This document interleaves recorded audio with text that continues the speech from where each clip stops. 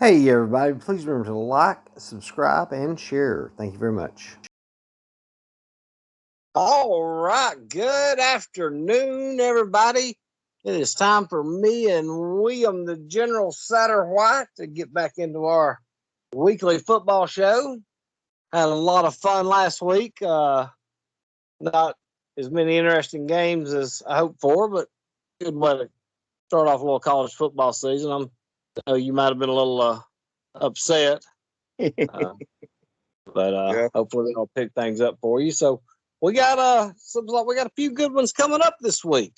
yeah, we do have a few good ones. We have I know there's Ohio State and Oregon, Iowa State and Iowa, Michigan and Washington, and there. I was looking at it. There's a couple of low under the radar games that are There gonna was, probably sneak up on us. and I I, took it took me a hard time to pick my games that I was actually going to use to prognosticate. So I gave you the first choice last night. If you want to save the best for last or whatever, but pick me out a game and give me your take on it.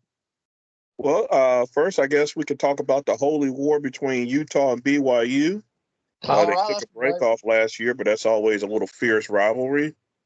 BYU probably had their better chance to win the game last. They have a 9-game losing streak against Utah.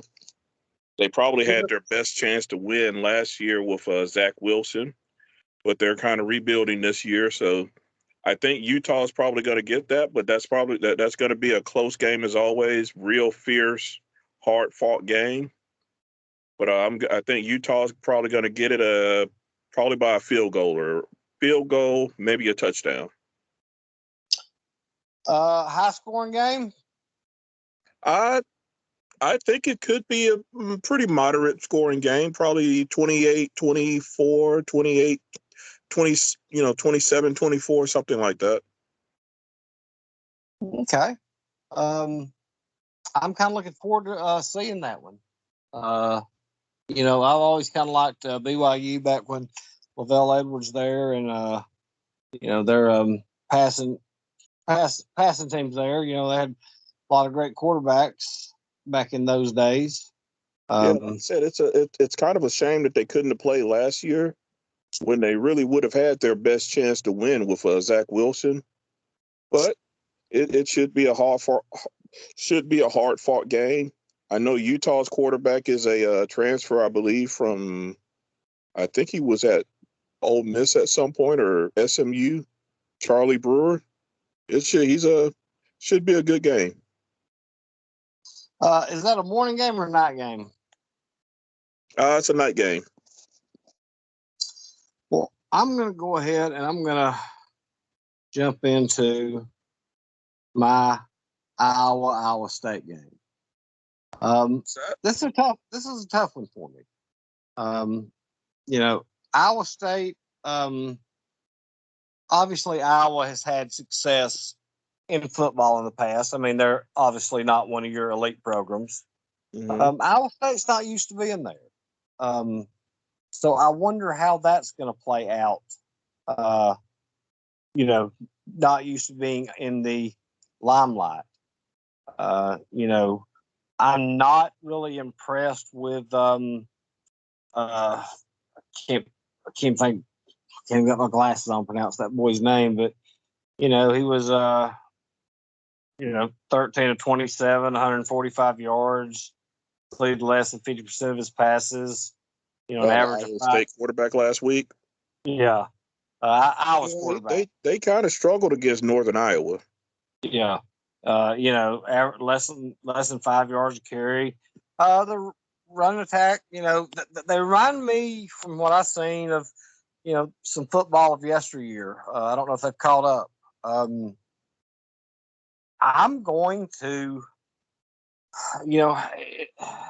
I keep going back and forth on it, because I wonder if Iowa State, has it to, make that, that step up there, because that's big for what a team, who's never been there before. And, you said that last year with Indiana. same thing. So that last year with Indiana, they was not ready at all to step up there to the big thing. And when they finally got, got in there, they lost that game too. Where there you are. They lost that game to Ohio State. I don't know what. Yep. And Looking and, at and speaking of which, they actually in Indiana actually played Iowa last week and got beat pretty bad. So that might be an omen right there. Yes, they did. Because and you seen that game last year. Iowa fell behind. 42-7 or something, and came back and almost won the game. Mm-hmm. With that last year. So that's going to be interesting to see how they do. If they're ready to step up there to the big time. I'm going to go with Iowa 24-13. That sounds pretty good. The one thing about that rivalry that I've always found interesting is that when usually Iowa will be pretty good and Iowa State will not be good, but Iowa State will give them a good, tough game. I'm curious, since they didn't play last year, I'm curious to see how Iowa State is going to do in that game when they're actually expected to do something. Because, like I said, they've always done well in that game when they've been underdogs. But let's see, like you said, let's see how they do when something is actually expected from them. And we've seen that happen, like I said, so many times. I mean, it just when you're not used to being there, I mean, that is such a big, big thing with teams. And like I said, we've seen it, a million times. And but I look forward to that this one. So what game you got next?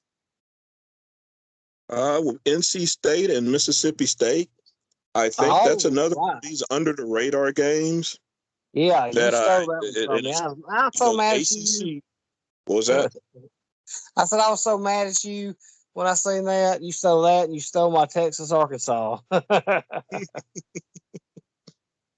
Yeah, like I said, it's one of those under the radar games. It's a sneak. I think it's going to be a sneaky good game. NC State has been building up over the last few years under Dave Doran. They have. They really have. And honestly, I think this year, their game between them and Boston College is probably going to end up being for a berth in the Orange Bowl, assuming Clemson wins out. That's going to be tough, I believe, with Clemson's offense. I really do think that NC State and Boston College could end up being the second best team in the ACC. So this is, like I said, I don't know that anybody is really expecting it, but this is going to be one of those goalpost games for the ACC in order to show, because Mississippi State is not a SEC power. So if you get a team that's expected that ends up doing something in the ACC, and they can't take care of a Mississippi State, that kind of speaks ill on the conference. And I think this is probably I think it's going to be a close game. Could be a very high scoring game. I think it's probably going to be about 31-28, but I'm going to take NC State. NC State over Mississippi State. Yes. Okay. All right. Hold on just 1 second.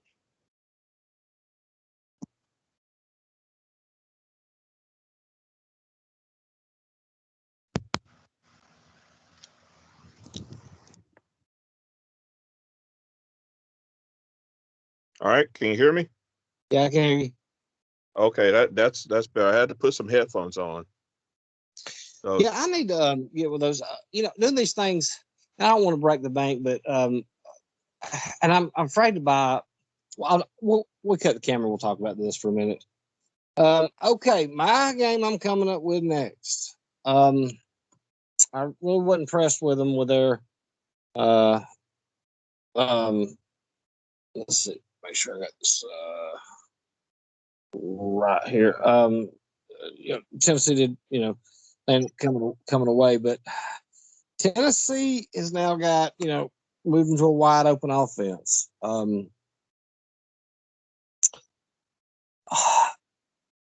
Pitt's defense is going to be tested. Who's Tennessee? Does Tennessee still have who's their quarterback? I think they still.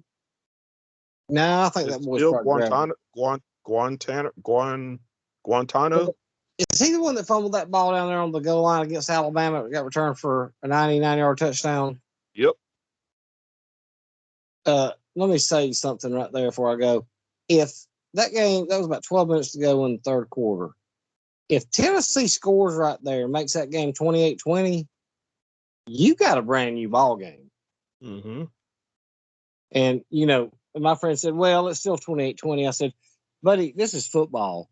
One punt return, one interception, anything could have changed that. And they, they would have had the momentum. Pitt's a tough team. I've seen Pitt go, have some good teams, and not. He's familiar with what Josh Heupel did with the up tempo at Central Florida, so he knows that look. Does he have the depth to slow it down? Me personally, I don't think Tennessee has a lot of depth, so I don't think depth's going to be an issue. I think, both of them is probably going to wear out. I think Pitt is beginning to make some, albeit slow, but some steps up. I think Tennessee is continuing to regress because there is just no stability there in their coaching staff. I'm going to say Pitt 31, Tennessee 20. That's a good pick. I think you were touching on it. I wanted to throw out that Pitt has played UCF. Pitt played UCF, I want to say 2 years in a row. Obviously, it didn't play last year. I want to say they played the 2 years before that, or it might have been the 2 years. They played twice relatively soon because if I want to say when UCF had that big winning streak, Pitt was the team that beat them. Is that when they beat Auburn in the Sugar Bowl? They beat Auburn in the Sugar Bowl, and then they went undefeated the next year. That's right. They lost to LSU in the Peach Bowl, I believe. So it was a regular seat. They had already lost to LSU in the bowl game, but then they came into the next year after that, still having not lost a regular season game. And I want to say it was like the fourth or fifth game, and Pitt beat them. I think you're right. Okay, you're up. So it's like you said, he's I'm sorry. Pitt's coach. They know how to match up with that Heupel offense. So yeah, I would. And Kenny Pickett is a good senior quarterback. It seems like he's been at Pitt forever. Because matter of fact, he's the quarterback who beat UCF. So I think you're spot on. Tennessee's team. I don't think there is any talent on that team. I mean, I've watched them for 3 years. I do not see any. I just don't see talent. Well, especially when you're trying to run a big high up tempo offense like that. You need to have some horses, and so I think you're right. Matter of fact, I'd be surprised. Maybe I'm giving too much credit to Pitt's defense. I'd be surprised if Tennessee gets 20. It might be a bigger spread than that. And you could be right because you got to think. You're coming in from Jeremy Pruitt's offense, which was not built for that, and bringing in an up tempo offense. Without the players, it could be a game that could get away from them. Yep. So, I'm interested to see that one. Yep. And that's also going to be another one of those ACC SEC where you have an ACC team that's, I don't think people are too high on Pitt, but they should be a good mid-table ACC team. probably third or fourth in the Coastal Division. They're going to be a good goal. They're going to be a good bowl team for the ACC, going up against a Tennessee team that, in all honesty, probably should be amongst the worst in the SEC this year. Look, I'm going to tell you right now, in my opinion, Tennessee is the worst team in the SEC, even below Vanderbilt. Now that is saying a lot. Because I've seen Vanderbilt's pretty bad. but I've seen Vanderbilt blow them out several times in the last few years. I'm talking about destroy them. I think they have went that far, and I would never, and at one time, you think back, Tennessee was probably the second best team behind Alabama to go down to below the Kentuckys and the Vanderbilts. Yep. Well, that's historically, Tennessee was always the number two. That's where the rivalry comes. They were the number two team in the SEC up until Spurrier came to Florida. Georgia under Vince Dooley has some. They kind of narrowed the gap, but Tennessee was always that traditionally. They were the next best team in the SEC after Alabama. But yeah, it's like you said, it's been a gradual fall off, and yeah, it is. It is pretty shocking to see them behind in the depth that they're at. And I understand that, with any program, something's going to happen, bottom's going to fall out, you're going to have 2 or 3 bad seasons, you're going to rebuild and get back up there. But for Tennessee to really have nobody to recruit against, and you can't get 11 good football players to go out there and compete is just beyond me, how they cannot get that football program back. Well, the excuse that's always thrown around that I'm not sure that I really buy, because I think that Knoxville's not a major city, but it's a pretty big town. You got Chattanooga, that should be a pretty big town. And then you got Chattanooga's a fun little city. I've been there plenty of times. And you're right there next to Georgia, where those northern Georgia's towns, they play some pretty good football. And you got Memphis. Okay, Memphis is all the way on the other side of the state, but it's still in the state. And you got Nashville. You should be.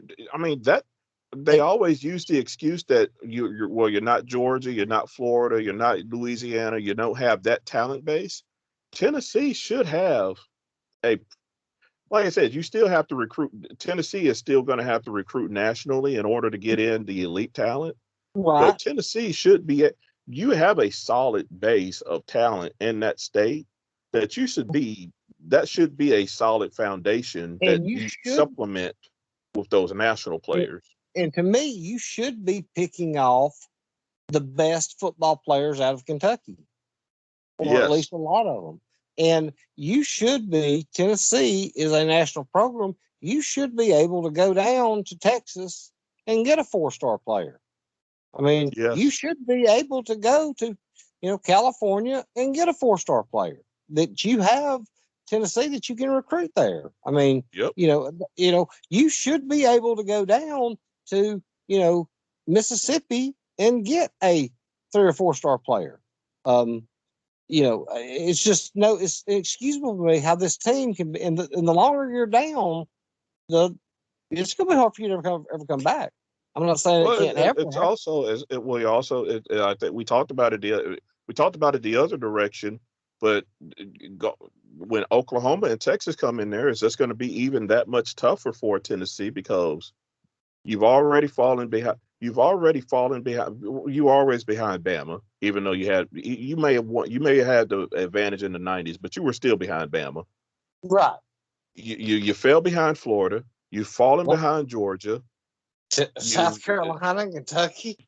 I was just going to say, South Carolina and Kentucky are just that close to passing you by, and if they haven't already. I think they already have. You think what Stoops has done at Kentucky? He's passed Tennessee. And when they get that new contract, it's like we talked about last week. If you're a Mark Stoops, that's that extra money that's going to be coming into that program. You got no reason to ever go anywhere. So he's going to build up a little. He's going to build up a nice little. He might And just build up another a Bobby. Not to say that he'll have the same type of success, but he learned under Bobby Bowden. He might yeah, have that type of that type of run at a Kentucky. and and who knows that and I'm not going to say that he's going to win a national championship, but we obviously know say he's still a young man, and we know Saban is not going to be there 15 years. It may come that he could win a SEC championship there. Yes. I mean, you think if Saban retires, or if Saban starts to go down or whatever, and Alabama has some hard times, he's already proven that he's getting close. He's a few players away from being able to beat Georgia and Florida. I've watched them. I mean, they're a few players away. I think they're a quarterback away. Um, They, yeah, yeah. it's kind of funny. If you had the type of talent that they have now, back when Tim Couch was there, they would have been unstoppable. Oh And if my you take a God. Tim Couch and you put a Tim Couch on this Kentucky team with the way that Mark Stoops has them rolling, there's your that's your difference right there. I'll even say if you could have had a Jared Lorenzen on that team, because that boy Or could, yep, Jared Lorenzen too. because I mean that he was a good quarterback. And then that kid they had a few years ago. I mean, I can't think of his name, but I mean that was he should have been a Heisman Trophy candidate. I can't think of his name. In 2018, 18. he was phenomenal, because I remember I couldn't understand him. They was playing Texas A&M, and it was a 4th and 1, and it was decided on the game, and they didn't have him on the field. And I'm thinking, why are you not giving him the ball that he's your best player? But I mean, you're right. I mean, and think about this, because I wondered why somebody would not go after Stoops, and the seasons that Stoops putting in, if he continues to go his 9-4 and a 10-3 and 5-3 in the SEC and 6-2, and maybe sneak up one day and win that SEC championship, man, he'll have statues built for him. He's got it Exactly, made. definitely. And like I said, that's the one that's the $1 million thing is going to be when when they redo this deal with ESPN, and and we get to see just how much money Kentucky is going to be getting. Because like I said, it ain't about the Bamas or the Georgias of the world. When the Kentucky is making more money than Ohio State for football, if you're Mark Stoops, why would you go anywhere else? Yeah, and take that kind of pressure. I Yeah, mean, like I said, yeah, you're going to be you're going now. Yes, you're competing in the SEC, but if you go to Ohio State, what you win, you beat up on the Big Ten, and then who are you still going to end up having to compete against? You're let's still going to have to compete against the best out of the SEC. and let's look at something like this too. Just try to make a fair comparison.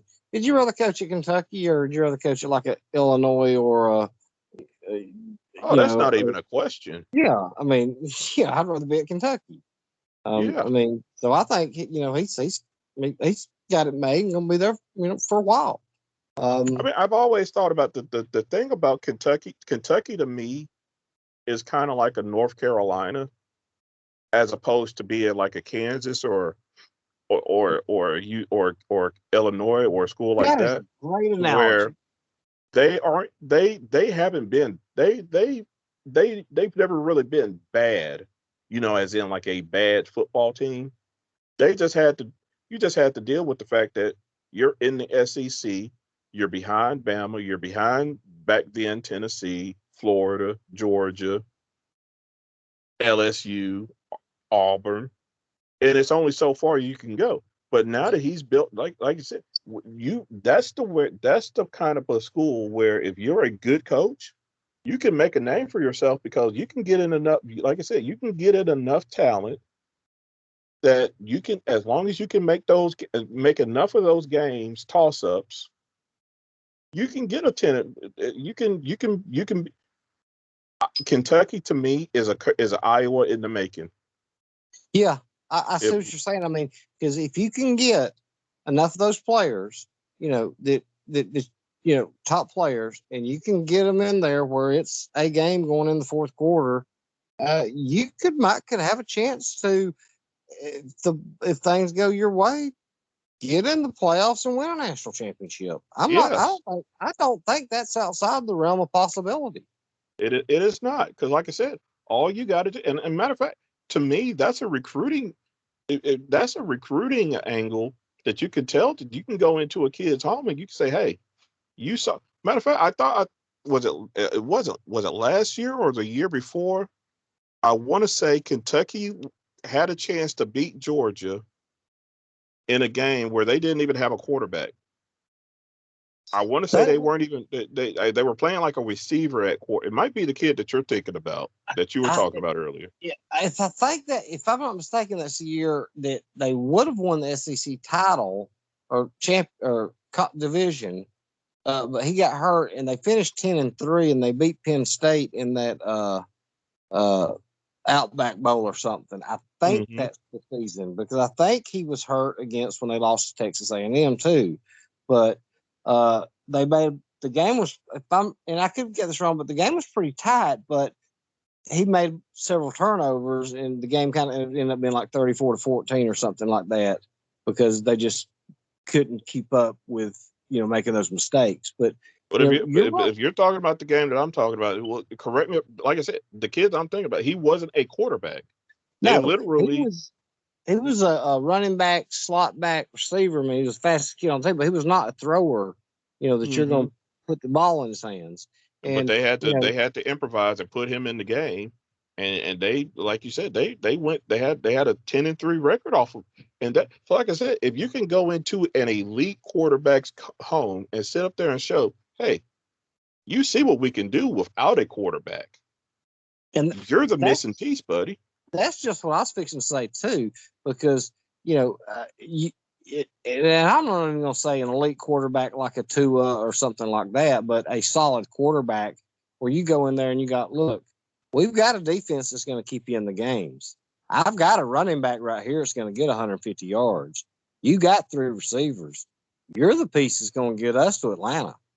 Mm-hmm. And you think about a kid like that who, knows he's going to have to go sit on the bench at Alabama for 3 years and may not ever see the field. You going to take that chance to go play at Kentucky and maybe a hero win an SEC championship? Or you going to go play at Alabama? I mean, being an Alabama fan, of course, I'd probably want to go to Alabama, but with all things being considered, I'd be that kid looking at going to make a name for myself. Well, let me ask you. Let me ask you that now. If with the way that Alabama is recruiting now, where they're going national to get these quarterbacks, Mm-hmm. like where's the I know Greg McElroy came from Hoover High School, right?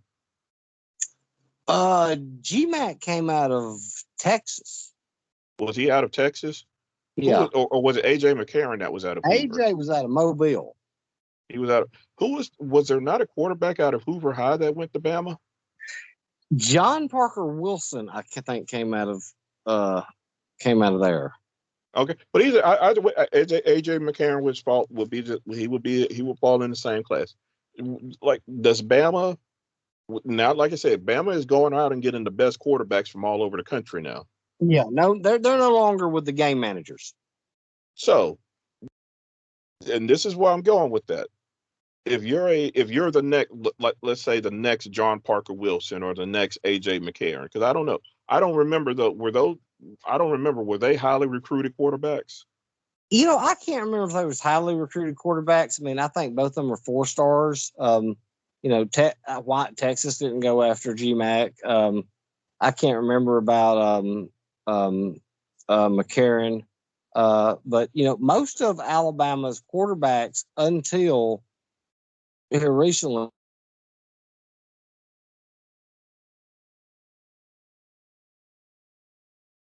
I got you. are getting caught. They were not the high ranked quarterbacks. Yeah, like I said, Um, they might have been 4-star recruits, but they were more like, well, just they were more like the guys who end up being 4-star recruits just because this is the line and they just happen to be above the line. You right. know. they weren't like a Tua or guys like that who were. Tua was the best quarterback in the country when he came out. He I may. get. I'm Go ahead. sorry to make it off. He he may be the most accurate passer I've ever seen in my life. I've You're never saying seen Tua? that. Yeah, I've never seen anybody that could take a ball and put in the spots that he could. I mean, his accuracy. I don't know if I've ever. I mean, he may have been one. I won't say the best, but one of the most accurate quarterbacks I've ever seen. But yeah, and then Alabama went and got him. But it all started when the play that did it was when, and why Saban didn't kick that field goal, because eventually you're going to hit one. But when Marshall ran that run option play and they hit that boy and he went 80 yards down the sidelines to score and send that game, make it 28-28, and then the kick six happened. And Saban went and got Kiffin and said, hey, we're going to this run pass option. And they went and got Jalen Hurts to come in there and run that offense. And that's what I will give credit to Saban. Unlike most of these other hard head coaches, Saban, yes, he has an ego, but his ego is not so great that he's like, okay, you're a better offensive coach than I am. You know, this offense is the change, and I'm going to get you, and you're going to run this offense, and we're going to change what we're doing here. A lot of 100%. coaches, That's Les Miles why his he's the own best. detriment.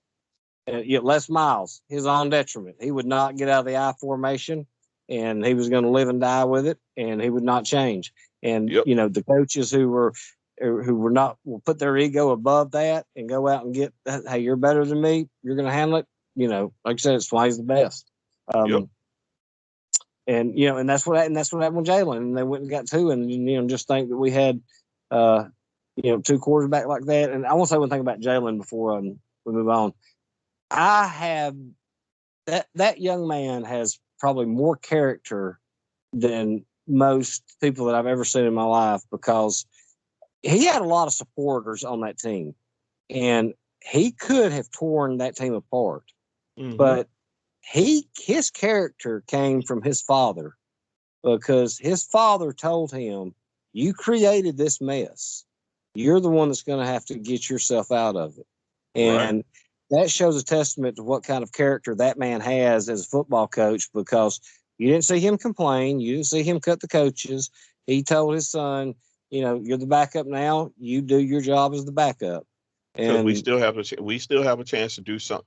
We still learn what you can learn this year, get the most that you can get out of this year, and we still are able to go somewhere else next year, which is exactly what he.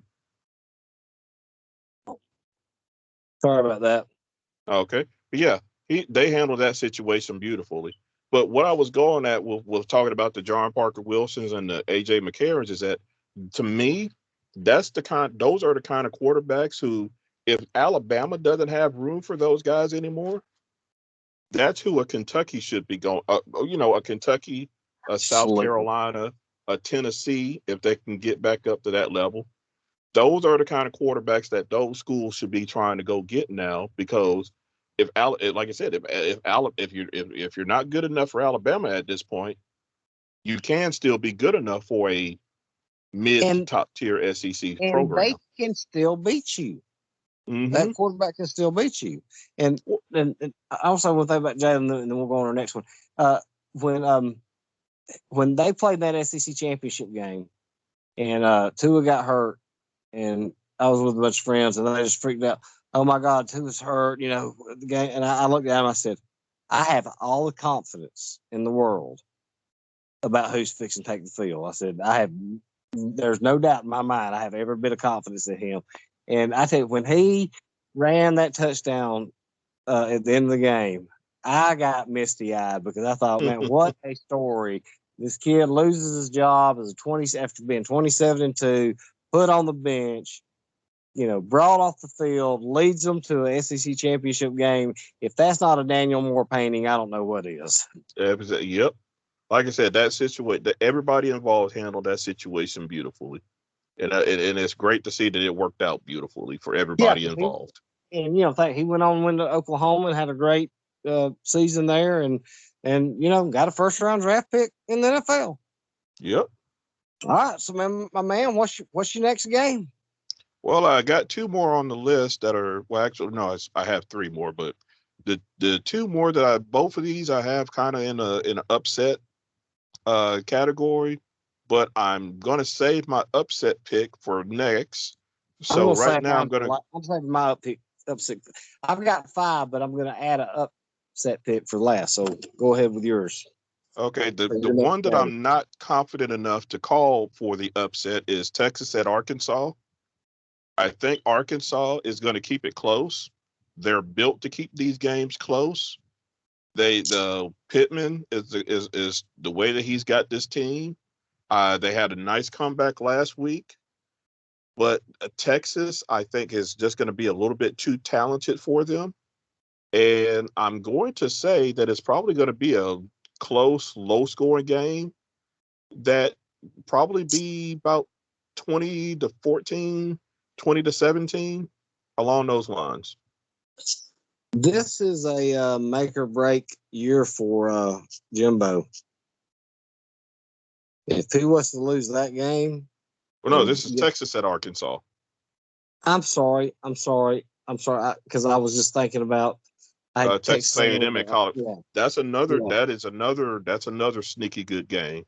So that was the one that I had on there.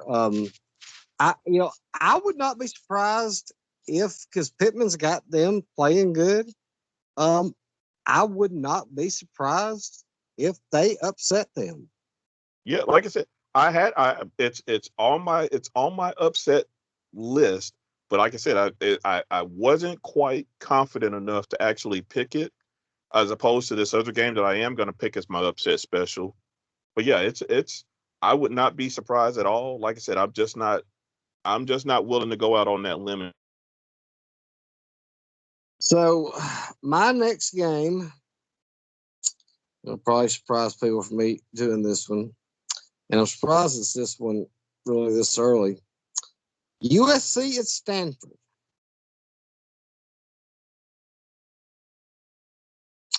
I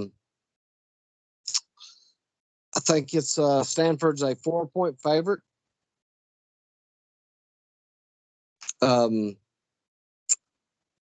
I'm torn on this game. I don't really Stanford got beat last week, and I'm still not sold on Helton. I think this game could go either way. I think it could either be a blowout by USC or a close win by Stanford. I'm still not impressed with USC's offense. Are you still there?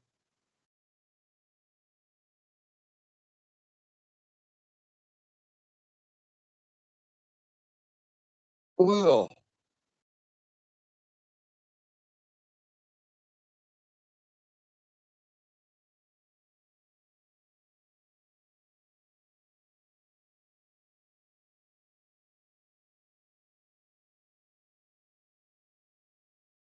William.